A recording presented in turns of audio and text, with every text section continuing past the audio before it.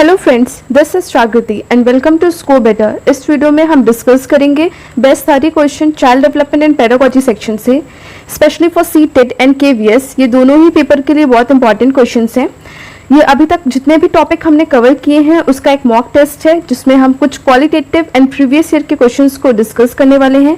अगर आपको ये सेशन पसंद आए तो प्लीज़ लाइक करें और बेल आइकन को प्रेस करना बिल्कुल ना भूलें, जिससे कि आपको आने वाली वीडियोस का पता लगता रहे। तो चलिए स्टार्ट करते हैं आज के टॉपिक से। तो हमारा पहला क्वेश्चन है, understanding human growth and development enables the teachers to. ठीक है, कि जो अंडरस्टैंडिंग होती है ह्यूमन ग्रोथ एंड डेवलपमेंट की, टीचर को किस वे में हेल्प कर सकती है। टीचर किसी भी बच्चे की ग्रोथ एंड डेवलपमेंट को अच्छे से समझेगी तो उसको ये समझ में आया कि हर बच्चा अपने अपने तरीके से पढ़ता है, अपने अपने तरीके से सीखता है। कोई बच्चा जल्दी सीखता है, कोई बच्चा देर से सीखता है। हर एक की डेवलपमेंट रेट दूसरे से डिफरेंट होती है। मैं कुछ चीज़ देर से सीखती हूँ, कोई चीज़ जल्दी सीखती हूँ, तो ये हर एक अलग अलग तरीके से सीखता है। तो टीचर को हमेशा डाइवर्स लर्नर्स पे बिलीव करना चाहिए, डाइवर्सिटी पे बिलीव करना चाहिए, क्योंकि हर बच्चा अलग अलग बैकग्राउंड, अलग अलग कल्चर, हाँ अलग अलग एज ग्रुप से आता है। सबके अपने पर्सनल बिलीव होते हैं। किसी को खेलना पसंद होता है, किसी को पढ़ना पसंद होता है। तो टीचर को डाइवर्सिटी को सोर्स मानना चाहिए, ना कि हिंड्रेंस। ठीक है, यहाँ पे डाइवर्सिटी को टीचर को रिस्पेक्ट देनी चाहिए। यहाँ पे आपका एकदम क्लियर आंसर आपको निकल के आ रहा है, आंसर 2, कि to be clear about teaching diverse learner. ठीक है, टीचर को डाइवर्सिटी की तरफ ज़्यादा ध्यान देना चाहिए। अलग अलग डाइवर्सिटी, अलग अलग डेवलपमेंट ग्रोथ रेट हर बच्चे की अलग होती है। तो हर बच्चे का इंडिविजुअल इंटरेस्ट, इंडिविजुअल नीड को टीचर को समझना चाहिए। तो अब हमारा नेक्स्ट क्वेश्चन है, विच of the following age group falls under letter childhood category. तो जैसे कि हमने अपने प्रीवियस वीडियो में देखा है कि लेटर चाइल्डहुड कैटेगरी कौन सी होती है, 6 to 12 ईयर, जिसको कि हम लोग जानते हैं कि इसको कि हम मिडिल चाइल्डहुड भी कहते हैं, लेटर चाइल्डहुड को, जो कि 6 से 12 साल या 11 साल, दोनों ही आपको ऑप्शन सही है। कहीं पे 11 हो सकता है, कहीं पे 12 हो सकता है। तो 6 to 12 ईयर यूजुअली आपका लेटर चाइल्डहुड कैटेगरी में आता है। ओके, तो हम अपने नेक्स्ट क्वेश्चन की तरफ चलते हैं। तो अब हमारा थर्ड क्वेश्चन है, विच of the following is only quantitative in nature. Quantitative का मतलब क्या होता है, जिसको कि हम मेजर कर सके, जिसको कि हम मात्रात्मक में, मतलब कि जिसको चीज़ को हम मेजर कर सकते हैं। जैसे कि हम अपनी हाइट को मेजर कर सकते हैं, अपने वेट को मेजर कर सकते हैं। ठीक है, तो जो चीज़ हम मेजर कर सकते हैं उसको क्वांटिटेटिव इन नेचर कहा जाता है। तो इसका सही आंसर क्या होगा, ग्रोथ, जिसको कि हम मेजर कर सकते हैं। ठीक है, हम अपनी मैच्योरेशन को मेजर नहीं कर सकते हैं। जैसे कि अगर मैं बोलूँ कि मैं इतनी मैच्योर हो गई हूँ, मेरा इतना डेवलपमेंट हो गया है, मेरी इतनी लर्निंग हो गई, तो क्या मैं इन सब चीज़ों को मेजर कर सकती हूँ? नहीं कर सकती हूँ। ठीक है, मैं क्या मेजर कर सकती हूँ? अपनी ग्रोथ। तो इसका करेक्ट आंसर आपका 1 होगा। ओके, तो चलिए, जैसे कि क्वेश्चन 4 हमारा कहता है कि एडोलसेंस में एक्सपीरियंस, जो बच्चे किशोरावस्था में होते हैं वो क्या एक्सपीरियंस करते हैं। तो देखिए, बहुत ही आसान सा क्वेश्चन है। जैसे कि आप जानते हैं कि एडोलसेंस कौन सा पीरियड होता है, जो कि आफ्टर 12 to 18 ईयर्स तक चलता है। ठीक है, और अकॉर्डिंग टू स्टैनली हॉल इसको स्ट्रेस एंड स्टॉर्म का स्टेज भी कहा गया है। आते हैं उनके बॉडी डेवलपमेंट का चेंजेस पूरा हो जाता है, तो फिर वो सारी चीज़ें बहुत ही ज़्यादा उनके अंदर एंजाइटी और कंसर्न ला देती है। तो इसका करेक्ट आंसर आपका होगा 2, जिसमें कि जो किशोरावस्था होती है बच्चों को एंजाइटी, मतलब कि बहुत चिंता, है ना, और बहुत ज़्यादा सोचने पे मजबूर कर देती है अपने बारे में कि उनका लुक कैसा है, वो दिखने में कैसे हैं, वो अपने फ्यूचर में क्या करेंगे, है ना, वो कौन सा स्कोप चूज़ करे, कौन सा स्ट्रीम चूज़ करे अपने करियर को अच्छा बनाने के लिए। तो इसका करेक्ट आंसर आपको मिल जाएगा, आंसर 2। ओके, तो चलिए तो अब हम अपने क्वेश्चन 5 पे आ गए हैं। तो कि इसका है कि knowledge of will be most significant for a teacher dealing with a class compromising students of mixed age group. मतलब कि टीचर के पास क्लास में मिक्स्ड एज ग्रुप के बच्चे हैं, तो टीचर को सबसे ज़्यादा किस चीज़ की नॉलेज होनी चाहिए जो टीचर को सबसे ज़्यादा हेल्प करेगी। ठीक है, तो सबसे पहला ऑप्शन है कल्चरल बैकग्राउंड, डेवलपमेंट स्टेज, फिर थर्ड है ऑक्यूपेशन ऑफ देयर पेरेंट्स, फिर फोर्थ है सोशो इकोनॉमिक बैकग्राउंड। तो देखिए, अगर आपने टीचर ने प्रिंसिपल ऑफ डेवलपमेंट स्टेजेस को अच्छे से समझा है, ये आसान सा क्वेश्चन है कि जो टीचर है अगर उसको बच्चे की अलग अलग डेवलपमेंट स्टेजेस के बारे में पता है, उसके ग्रोथ रेट के बारे में पता है, तो टीचर को ये चीज़ समझना बहुत आसान हो जाता है। अगर उसको डिफरेंट स्टेजेस के बारे में पता है तो वो डिफरेंट लर्निंग मेथड का यूज़ कर सकती है। क्लास में डिफरेंट एजेस ग्रुप के बच्चों को टीचर उसके अकॉर्डिंग उसको नॉलेज प्रोवाइड कर सकती है। ठीक है, तो हर बच्चा अपनी तरीके से समझता है, हर बच्चे का अपना अपना इंडिविजुअल इंटरेस्ट होता है, हर बच्चा एक बच्चा दूसरे से डिफ़र करता है, तो सबके अंदर इंडिविजुअल डिफरेंसेस होते हैं। तो टीचर को यहाँ पे कोई चीज़ काम नहीं आएगी, ना कल्चर बैकग्राउंड काम आएगा, ना उसके पेरेंट्स का ऑक्यूपेशन काम आएगा, ना ही सोशल बैकग्राउंड, उसको काम आएगा सिर्फ बच्चे के डेवलपमेंट स्टेज। तो इसका करेक्ट आंसर होगा आंसर 2। ओके, तो अब हम अपने क्वेश्चन 6 की तरफ आ गए हैं। तो in which of the following stage do children become active member of their peer group? Active member of their peer group, तो ये तो बहुत ही आसान सा है, आप तो बिल्कुल बता सकते हैं कि कब बच्चे एक्टिव होते हैं। अपने किशोरावस्था में ही बच्चे सबसे ज़्यादा एक्टिव हो जाते हैं। तो इसका करेक्ट आंसर जो 3rd होगा, इसमें पीयर ग्रुप बहुत मैटर। तो अब हम इसके क्वेश्चन 7 पे आ गए हैं। Seema learns every lesson very quickly but Leena takes longer to learn them. It denotes the developmental principle of, जैसे कि सीमा है लेसन को बहुत जल्दी से लर्न कर लेती है, और वहीं पे जो लीना है टाइम लगाती है पढ़ने में। ठीक है, तो ये चीज़ है कि आप अपने तरीके से समझते हैं, मैं अपने तरीके से समझती हूँ, तो हर के अंदर इंडिविजुअल डिफरेंस होता है। तो इसका करेक्ट आंसर होगा 3rd। बहुत ही क्वेश्चन 8 पे आ गए अब हम।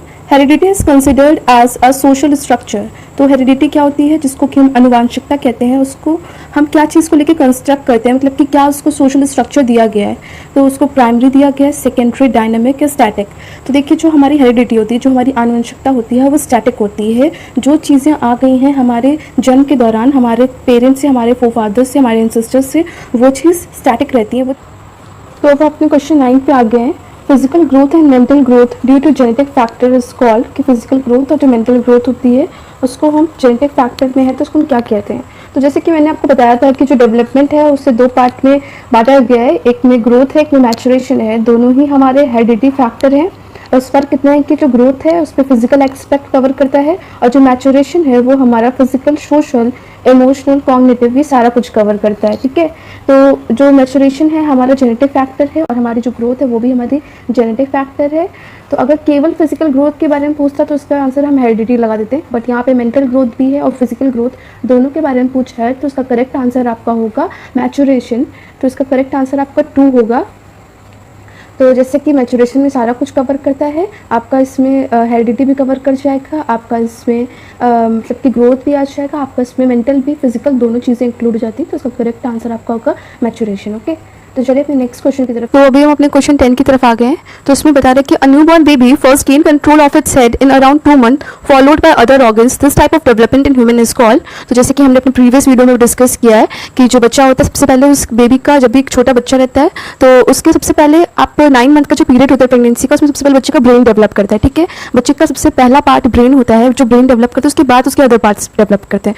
तो जब भी डेवलपमेंट आपके ब्रेन से स्टार्ट हो, आपके हेड से स्टार्ट हो और उसके बाद आपके टो तक जाए, तो उसको क्या कहते हैं, उसको आप कहते हैं सेफ्लोकॉर्डल। ठीक है, सेफ्लोकॉर्डल कौन सा स्टेज होता है, जहां पे कि आपका डेवलपमेंट आपके हेड से स्टार्ट हो फिर आपका टो तक जाए। तो इसका आपका करेक्ट आंसर होगा 4। ठीक है, अब हम अपने नेक्स्ट क्वेश्चन पे आ गए हैं कि personality is the function of. जो पर्सनालिटी है वो किस चीज़ का फंक्शन है, क्या कार्य करती है। जो हमारी पर्सनालिटी है वो अकेले ही हेरिडिटी के बल पे कर लेती है, ठीक है, कि फैमिली एंड कल्चर बोथ है, कि एनवायरमेंट एंड अलोन, केवल एनवायरनमेंट के अकॉर्डिंग ही हो जाती है, कि हेरिडिटी एंड एनवायरनमेंट दोनों होती है। तो जैसे कि बहुत ही आसान सा क्वेश्चन है, हमने इसको अपने प्रीवियस वीडियो में कई बार डिस्कस किया है कि जो पर्सनालिटी होती है उसमें दोनों फैक्टर, अपनी आपकी हेरिडिटी और आपके एनवायरनमेंट का, दोनों का इक्वल इफेक्ट पड़ता है, दोनों ही हमारे बॉडी को इन्फ्लुएंस करते हैं इक्वली। ठीक है, तो हेरिडिटी मतलब कि जो भी आपका जेनेटिक फैक्टर होता है, और एनवायरनमेंट जो भी आप अपने सराउंडिंग, अपने लोगों से सीखते हैं, वो दोनों ही चीज़ का आपकी पर्सनैलिटी पे इक्वली इफेक्ट पड़ता है। Self esteem in adolescent can be enhanced by which of the following adult response. तो देखिए, सेल्फ स्टीम है, सेल्फ स्टीम का मतलब होता है कि जो भी आपके अंदर आपका सेल्फ स्टीम, जैसे कहते हैं आपका सेल्फ रिस्पेक्ट, आप अपने बारे में क्या सोचते हो, आप को अपने आप को कितनी वैल्यू देते हो, आप अपने बारे में कितना कॉन्फिडेंट फील करते हो, ये सारे कुछ आपका सेल्फ स्टीम में आ जाता है। ठीक है, और इसमें बोला है कि अडल्ट को कैसे रिस्पॉन्स करना चाहिए, कि आपके पेरेंट्स को क्या रिस्पॉन्स देना चाहिए। तो सबसे पहले आप समझ लीजिए कि जो ये सेल्फ स्टीम वर्ड है ये बंडूरा की थ्योरी से आया है, जिसको कि हम आगे चल के समझेंगे। तो सेल्फ स्टीम हो गया, सेल्फ एफिकेसी हो गया, सेल्फ कंसेप्ट हो गया, ये सारा टर्म जो है बंडूरा की थ्योरी से निकला है। तो सेल्फ स्टीम में होता है कि जैसे कि मैंने आपको बताया कि समझना है कि बच्चा जो होता है कि अपने बारे में समझता है, अपने बारे में क्या सोचता है। तो पेरेंट्स को किसी बच्चे का सेल्फ स्टीम बढ़ाने के लिए क्या करना चाहिए, अडल्ट का रिस्पॉन्स क्या होना चाहिए उस टाइम पे। तो जो पेरेंट्स होते हैं उसको ना ही शिकायत करनी चाहिए, शिकायत करने से किसी बच्चे का सेल्फ स्टीम तो नहीं बढ़ सकता है, उसको डांटने से नहीं बढ़ सकता है, उसे अनुशासित करने से भी नहीं बढ़ सकता है, ठीक है। उसको क्या करना पड़ेगा, आपको एनकरेज करना पड़ेगा। तो उसका करेक्ट आंसर आपका क्या होगा, 4 होगा, ओके। तो अभी हम अपने क्वेश्चन 14 पे आ गए हैं कि what are the cognitive development of adolescent. तो देखिए कॉग्निटिव से मतलब है कि संज्ञानात्मक विकास जिसको हम कहते हैं। तो कॉग्निटिव डेवलपमेंट में जिसमें कि हमारे मेंटल का कुछ रिलेटेड है, मेंटल प्रॉब्लम से रिलेटेड है। तो सबसे पहला ऑप्शन आपको दिया है सेक्सुअल चेंज, फिर दूसरा है problem solving and decision making, फिर तीसरा है इंक्रीज इन मोटर परफॉर्मेंस, फिर चौथा है आपका बॉडी प्रपोर्शन। तो आपने यहाँ समझना है कि आपको यहाँ पूछा कॉग्निटिव डेवलपमेंट से रिलेटेड। तो बहुत ही आसान है ये क्वेश्चन। देखिए सेक्सुअल चेंजेस आपका फिजिकल से आ गया, ये आपका कॉग्निटिव में नहीं आएगा। फिर आपका बॉडी प्रपोर्शन, ये भी आपका मोटर स्किल है ना, मोटर परफॉर्मेंस, ये सारा कुछ आपका, ये तीनों 2, 3, 4 first second first third fourth आपका सारा फिजिकल प्रॉब्लम से रिलेट करता है। और वहीं पे अगर आप देखें जो problem solving and decision making, जैसे कि problem solving and decision making, ये आपका कॉग्निटिव डेवलपमेंट है, मतलब कि आपकी मेंटल प्रॉब्लम से रिलेट करता है। जिसका करेक्ट आंसर 2 होगा, ओके। तो चलिए अब चलते हैं, आगे बढ़ते हैं। The cephalocaudal principle of growth and development. तो सेफ्लोकॉर्डल क्या होता है, जैसे कि मैंने आपको प्रीवियस क्वेश्चन में भी एक जगह बताया है कि जहाँ पे पूछा था कि बच्चे की हेड से डेवलपमेंट हो रही है तो कहाँ, इसको क्या बोलते हैं, सेफ्लोकॉर्डल बोलते हैं। तो क्या है, टॉप टू बॉटम, मतलब कि आपके हेड से लेके आपके टो तक जो भी चीज़ें आ रही हैं, जो भी ग्रोथ डेवलपमेंट रेट चल रही है, उसको हम सेफ्लोकॉर्डल कहते हैं। तो इसका करेक्ट आंसर आपका होगा 2, जिसको कि हम टॉप टू बॉटम कहेंगे। हम अपने क्वेश्चन 17 पे आ गए हैं कि what is prominent for children in the age group of 0 to 2 year. ठीक है, प्रोमिनेंट मतलब कि क्या बहुत ही इंपॉर्टेंट है, क्या चीज़ एकदम हाई रहती है, प्रोमिनेंट रहती है, जो बच्चे 0 से 2 ईयर्स के बीच में रहते हैं। जैसे कि आप समझ सकते हैं, मैंने आपको प्रीवियस वीडियो में बताया कि जो हमारा 0 to 2 ईयर का जो टाइम पीरियड है उसको हम ना कौन सा कहते हैं, इंटेंसिव पीरियड कहते हैं। इंटेंसिव पीरियड में बच्चे बहुत छोटे रहते हैं, जो कि वो उसमें अपने सेंस से समझते हैं, अपने सेंस से, अपने आईज ईयर है ना, ये अपने सेंसेस से समझते हैं, अपने अगल बगल जो भी एक्टिविटीज़ होती हैं उससे समझते हैं। तो ठीक है, तो यहाँ पे आपका अगर आप ध्यान से देखिए तो इसका पहला ही ऑप्शन आपको सही मिल जाएगा कि they experience the environment through their senses. मतलब कि जो बच्चे हैं वो अपने एनवायरनमेंट को अपनी सेंसेस से समझते हैं, ठीक है, अपने सेंस के थ्रू एक्सपीरियंस करते हैं। तो इसका करेक्ट आंसर आपका आंसर 1 होगा। तो अब हम अपने क्वेश्चन 18 पे आ गए हैं कि infants develop stranger anxiety around the age of. जो इन्फेंट होते हैं, जैसे कि मैंने आपको बताया कि 0 to 2 ईयर इनका टाइम पीरियड होता है इन्फेंसी का, इनके अंदर स्ट्रेंजर एंजाइटी होती है। मतलब कि अगर किसी स्ट्रेंजर को देख ले, किसी अजनबी को देख ले तो उनको चिंता सी होने लगती है, ठीक है, वो थोड़ा सा फियर आ जाता है उनके अंदर अजनबी को देख के, ठीक है। तो ये इनके अंदर कब से स्टार्ट होता है, इन्फेंसी पीरियड में इनके अंदर कब से डेवलप होने लगता है। तो अगर आप देखेंगे यहाँ पे मैंने आपको बताया कि जो फियर ऑफ स्ट्रेंजर है वो बच्चे के अंदर स्टार्ट तो मतलब कि आपका 5 to 6 मंथ से होने स्टार्ट हो जाता है, बट जो आपका इंटेंस की अगर बात करें बहुत ज़्यादा हाई हो जाता है 7 to 10 मंथ में। लेकिन आपसे यहाँ पूछा है कि स्ट्रेंजर की जो एंजाइटी स्टार्ट डेवलप कब से होती है, तो आप डेवलप होती है 5 to 6 मंथ में आपकी स्ट्रेंजर एंजाइटी डेवलप होने लगती है। तो उसका करेक्ट आंसर आपका 5 to 6 मंथ होगा, आंसर 2 इसका करेक्ट आंसर। अब हम अपने क्वेश्चन 19 पे आ गए हैं। Peer pressure has its highest effect during. तो पीयर प्रेशर कब होता है, मतलब कि जो भी एक पीयर ग्रुप होता है उसका प्रेशर कब हाई होता है। तो ये सबसे ज़्यादा पीयर प्रेशर ग्रुप तब हाई होता है जब आप एडोलसेंट पीरियड में रहते हैं, जब आप किशोरावस्था में रहते हैं। तो देखिए अर्ली चाइल्डहुड यहाँ पे गलत है, मिडिल चाइल्डहुड भी गलत है। आपको अर्ली एडोलसेंस और लेटर एडोलसेंस, देखिए एडोलसेंस तो एक होती है, लेकिन जब इसको अगर 2 पार्ट में डिवाइड करें तो अर्ली एडोलसेंस जैसे कि आपका टाइम पीरियड होता है 12 to 18 ईयर्स। तो जो स्टार्टिंग का टाइम होता है 12, 13, 14 जो ये टाइम होता है वो आपका अर्ली एडोलसेंस में आता है, और जहाँ पे आप 18, 17 ये इसको टच करते हैं ये आपका लेटर एडोलसेंस में आता है। तो पीयर प्रेशर आपका सबसे इंटेंस हो जाता है किसमें, लेटर एडोलसेंस में। तो इसका करेक्ट आंसर आपका डी होगा, ओके। तो अब हम अपने क्वेश्चन 20 पे आ गए हैं। What does growth indicate in a biological system. देखिए बायोलॉजिकल टर्म में पूछ रहा है कि हम ग्रोथ को क्या समझते हैं, जैविक प्रणाली मतलब कि बायो के टर्म में पूछ रहा है। ऐसे नॉर्मल हम जो साइकोलॉजी अभी चाइल्ड CDP पढ़ रहे हैं उसके अकॉर्डिंग नहीं पूछ रहा है। आपका जो साइंस से रिलेटेड टर्म है, बायो से रिलेटेड टर्म है, ग्रोथ को उसमें क्या कहते हैं आपको वो पूछ रहा है। तो पहला है कि transformation of structure function and ability.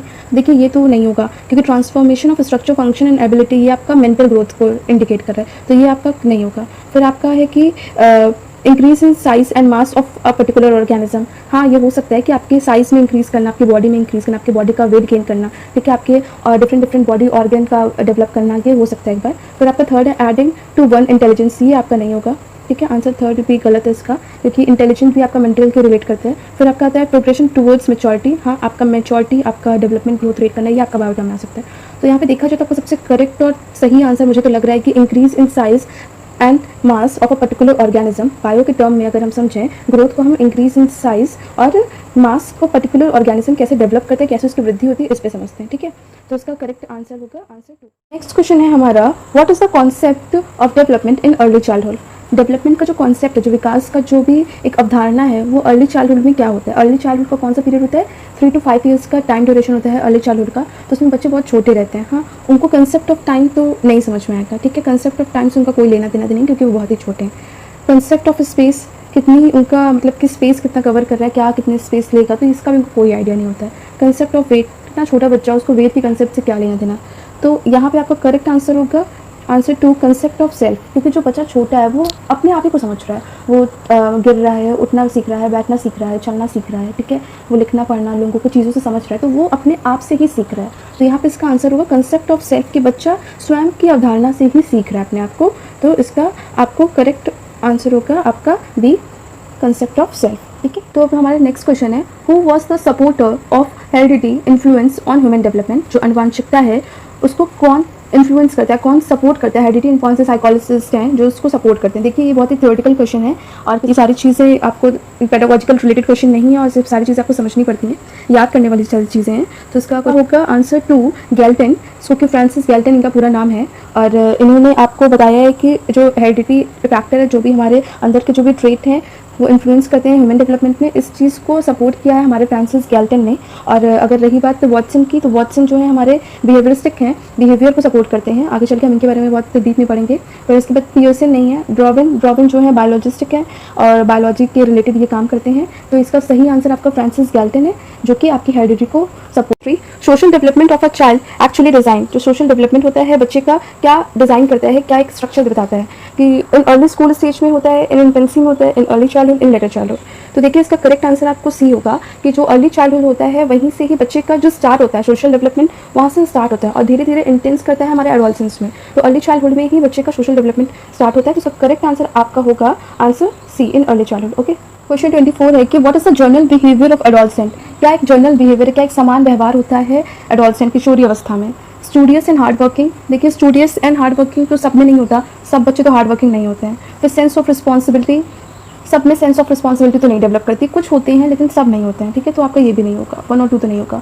Well behaved and confident, तो एडोलसेंस जैसे कि स्टैनली और कहते हैं कि स्ट्रेस एंड स्टॉर्म की स्टेज होती है, जिसमें बच्चे को बहुत ही कंफ्यूजन होती है। तो कॉन्फिडेंट तो बिल्कुल भी नहीं होते हैं, ये स्टेज तो बिल्कुल भी कॉन्फिडेंट वाली नहीं है। ठीक है, तो आपका 3rd भी नहीं होगा।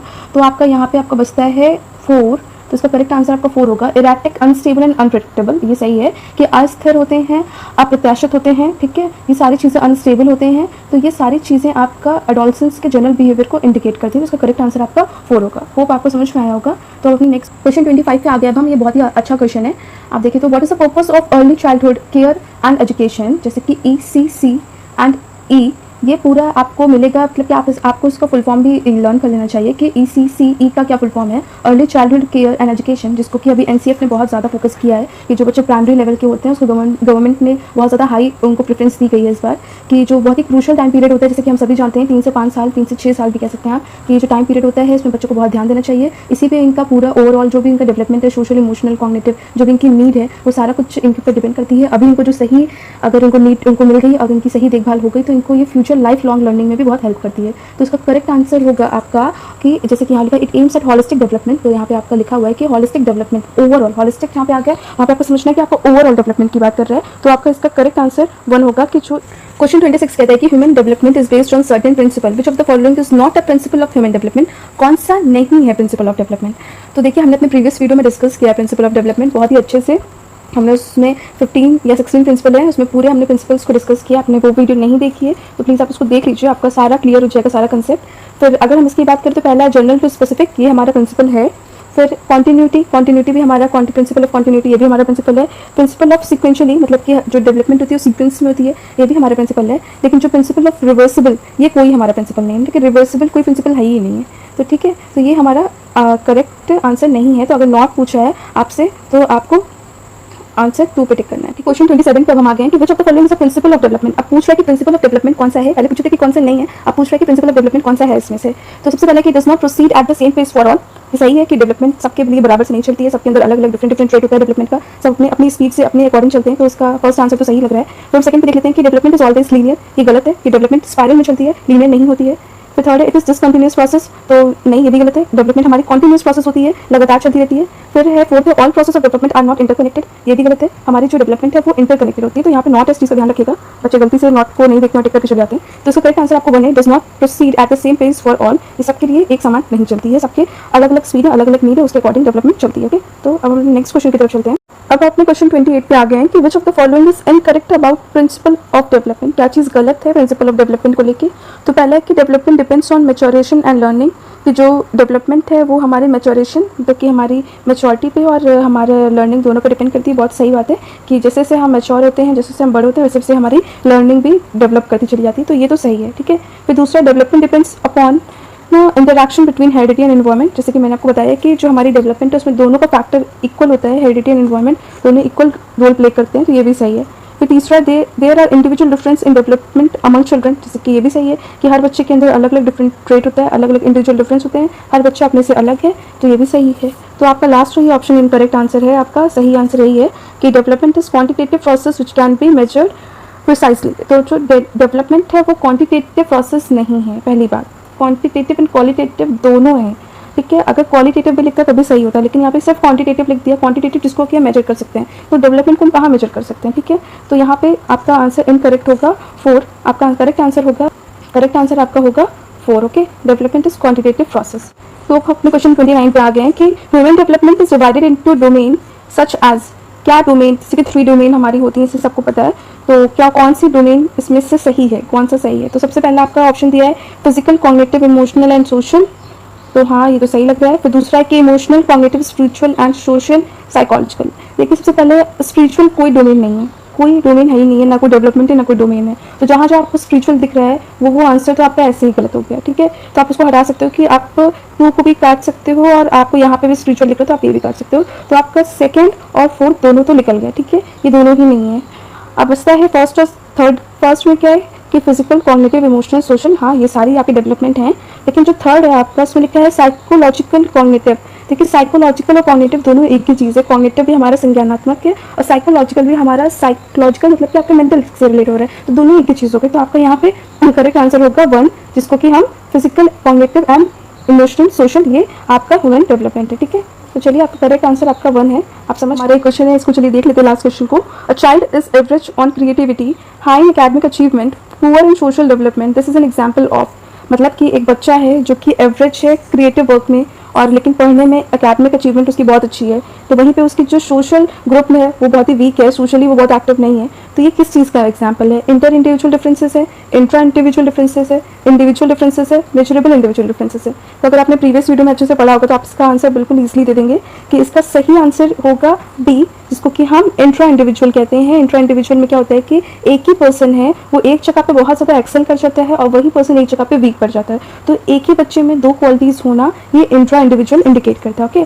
तो कोई बच्चा पढ़ने में बहुत अच्छा होता है और कोई बच्चा खेलने में कम अच्छा होता है, और वो दोनों ही क्वालिटीज़ एक ही बच्चे के अंदर अगर पाई जाती हैं तो उसको हम इंट्रा इंडिविजुअल डिफरेंसेस कहते हैं। ओके, होप आपने ये आज का सेशन एंजॉय किया हो और आपने कितना स्कोर किया आउट ऑफ 30 आप मुझे कमेंट सेक्शन में ज़रूर बताइएगा कि आपने कितना इसका करेक्ट आंसर दिया। और अगर आपको कहीं पे डिफिकल्टी आती, किसी भी क्वेश्चन में आपको प्रॉब्लम है, आप मुझे कमेंट सेक्शन में बता सकते हैं, पूछ सकते हैं, मैं आपकी बिल्कुल हेल्प करने की कोशिश करूँगी। और बस आज के लिए इतना ही। अगर आपको ये सारा सेशन पसंद आया तो प्लीज़ वीडियो को लाइक ज़रूर कीजिएगा, सब्सक्राइब करना मत भूलिएगा और शेयर करिएगा आगे जो भी इस चीज़ की तैयारी कर रहे हैं, जो भी इससे रिलेटेड जुड़े हुए हैं। आप ओके, गुड बाय, मिलते हैं अपने नेक्स्ट वीडियो में, तब तक के लिए टेक केयर।